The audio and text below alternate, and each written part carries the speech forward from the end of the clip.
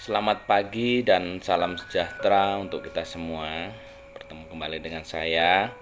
Perkenalkan, saya Yohanes Susanto yang pada semester ini dipercaya untuk mengampu mata kuliah analisis kebijakan publik.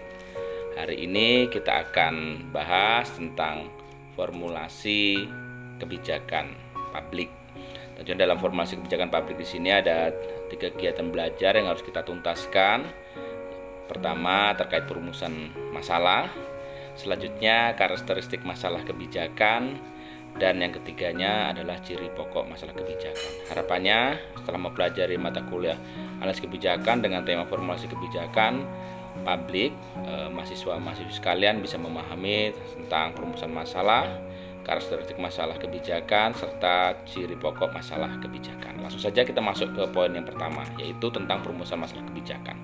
Nah, dalam merumuskan masalah kebijakan di sini tentunya ada batasan masalah. Batasan masalah seperti apa? Jika terdapat gejala yang dirasakan sebagai kesulitan bersama oleh sekelompok masyarakat dan hanya dapat diatasi melalui intervensi pemerintah. Jadi kalau masalahnya itu hanya masalah biasa tanpa ada campur tangan pemerintah, itu tidak masuk ke dalam ranah perumusan masalah kebijakan. Nah, dalam masalah kebijakan publik sendiri, menurut pendapat daripada Charles Jones tahun 1984, itu kebutuhan manusia yang perlu diatasi atau dipecahkan.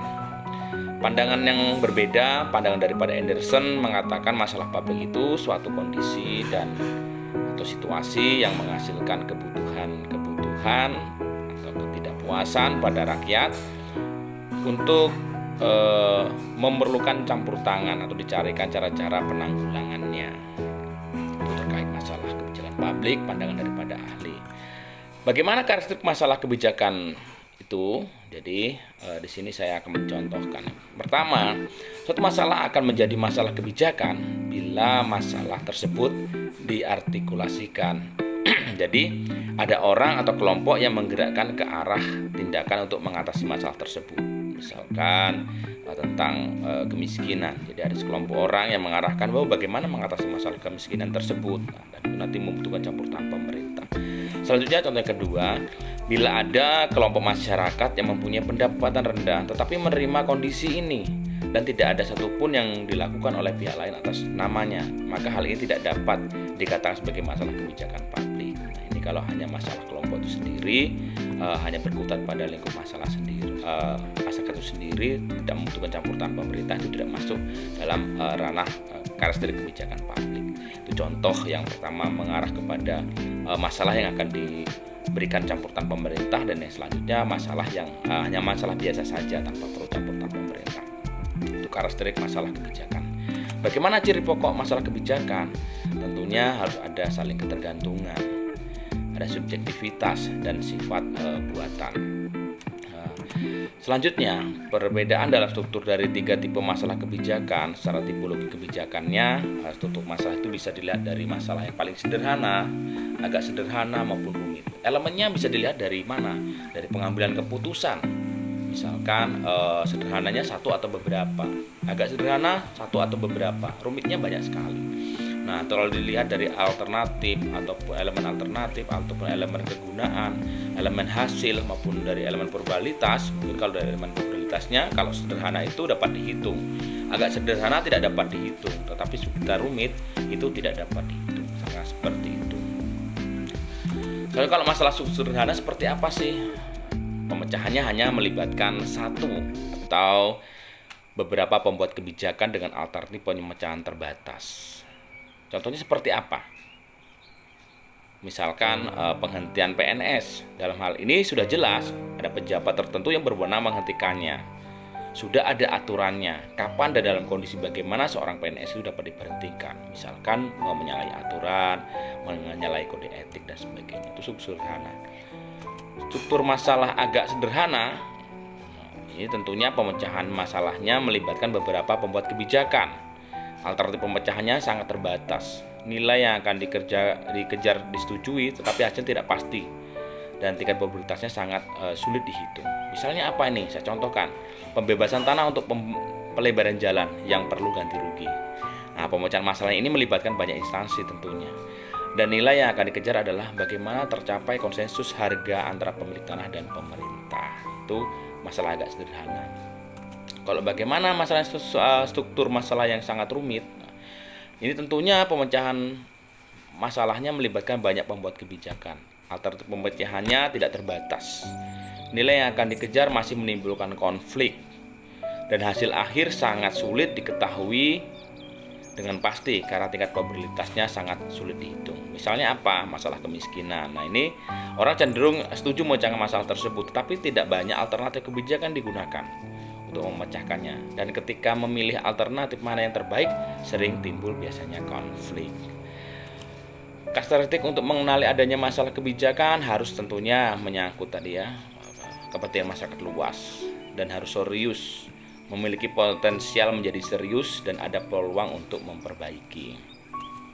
Kapan problema umum menjadi policy problem? Nah, ini tentunya bila problem baru dapat membangkitkan orang banyak untuk melakukan tindakan terhadap problema-problema itu. Yang pertama. Selanjutnya, masyarakat memiliki politik will atau memperjuangkan problema itu menjadi problema kebijakan. Selanjutnya, problema itu ditanggapi positif oleh pengambil kebijakan dan mereka bersedia memperjuangkan problema itu menjadi problema kebijakan dan nantinya itu masukkan dalam agenda pemerintah serta mengusahakan menjadi kebijakan negara. Nah, misalkan terkait masalah nanti saya akan contohkan pada slide terakhir. Permasalahan masalah kebijakan mungkin dimulai dari meta masalah ya, dimulai dari meta masalah, nanti ada pendivisian masalah, ada masalah substantif, ada spesifikasi masalah, ada masalah formal, pengenalan masalah, situasi masalah, pencapaian masalah. Itu siklusnya seperti itu, seperti secara melingkar.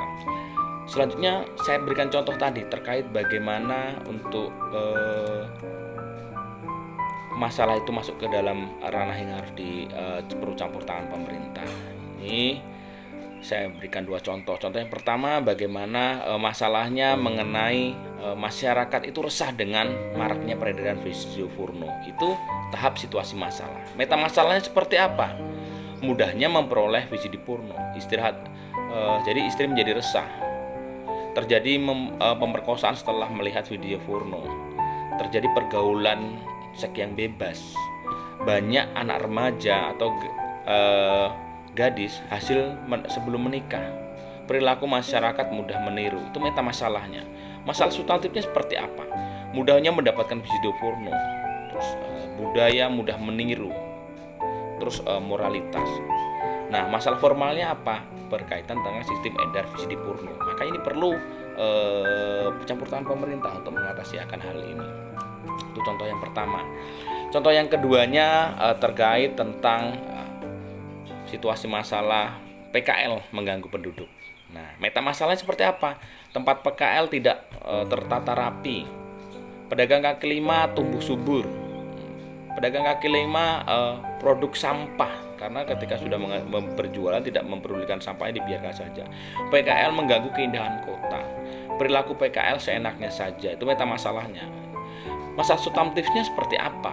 PKL tumbuh subur, tempat PKL tidak tertata rapi, terus perilaku PKL itu sendiri yang kadang-kadang seenaknya. Masalah formalnya hanya sebatas perilaku PKL. Makanya tidak heran pemerintah ketika melihat suatu susunan pasar yang tidak rapi, mempertertibkan pedagang kaki lima supaya bisa menempati pos-pos yang sudah dibuatkan oleh pemerintah. Nah, itulah untuk materi kita tentang masalah kebijakan publik. Saya ucapkan terima kasih, tetap semangat untuk kita semua.